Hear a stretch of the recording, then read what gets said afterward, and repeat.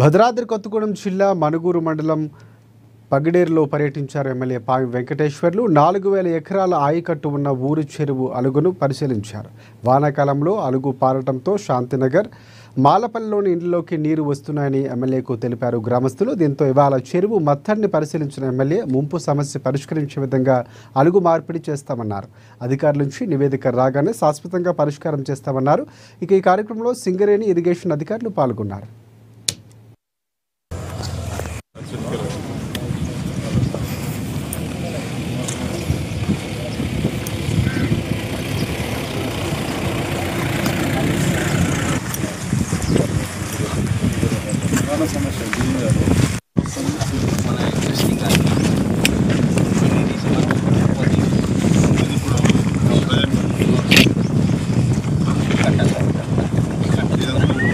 అవును సార్, ఇక్కడ ఏందో గురపెట్టి ఇక్కడ బాగా ఇక్కడికి వెళ్దాం సార్. ఇక్కడికి వెళ్ళినాక రైతులకు కూడా నష్టం జరగకుండా చేయండి మీరు.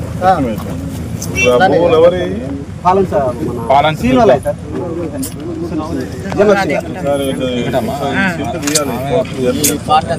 పాఠం తీయాలి.